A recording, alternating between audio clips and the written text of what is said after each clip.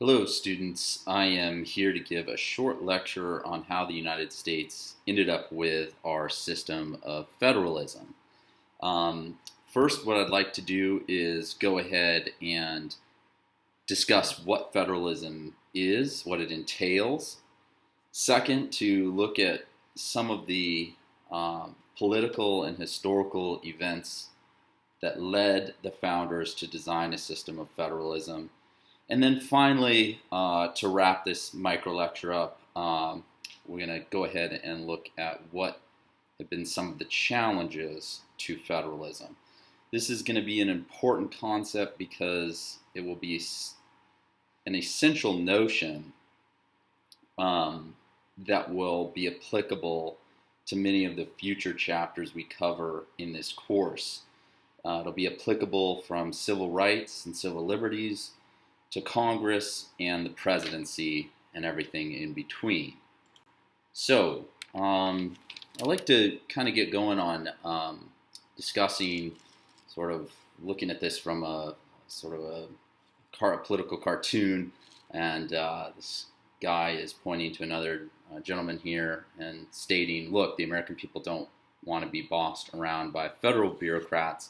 They want to be bossed around by state bureaucrats. Now, does it really matter? Is a bureaucrat a bureaucrat? And we're maybe going to gain some insight into that in terms of how this power dynamic is defined between what powers the federal government has and what the states can do about it. And so let's kind of go ahead and take a look at this concept of federalism. And it's essentially a system where we break power down. Where significant government powers are divided between the central government and smaller units, such as states. The national and the subdivisional governments exercise direct authority over individuals. Now, going into the political, historical kind of factors that maybe led the framers to coming up with federalism.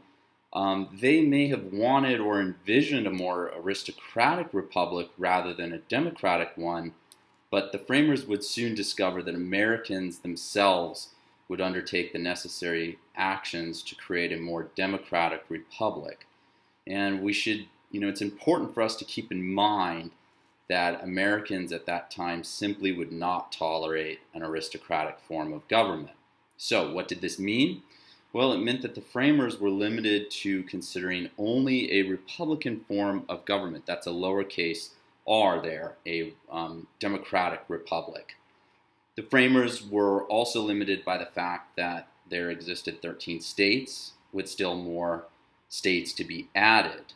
Of course, the framers didn't have a crystal ball to look into and know exactly what was going to happen in the future.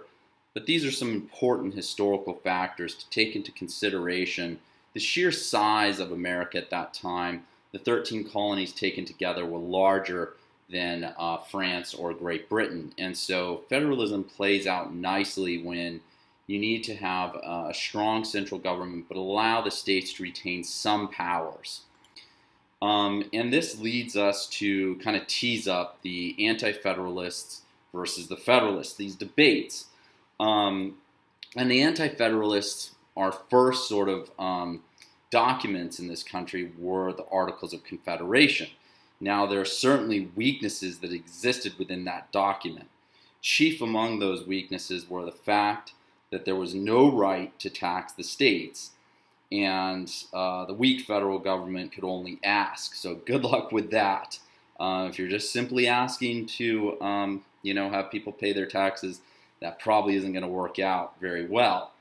It did not create a national system of courts, which was very detrimental, given the inconsistency of the laws, that states were passing certain things that were very inconsistent with the federal government. And the most fundamental weakness was the lack of power to raise funds for a militia, which was directly tied into not being able to tax the states and have any sort of heavy-handed consequences for them not paying their taxes. So we have these sort of maybe intuitive, if I can say, powers of the federal government and the states. And this is kind of how it's broken down.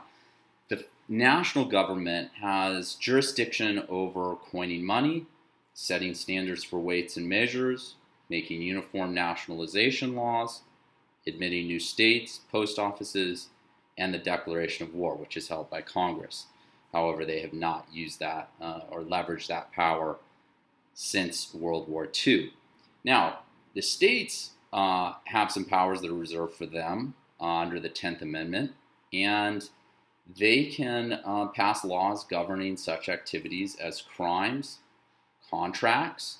Something example of that could be a marriage.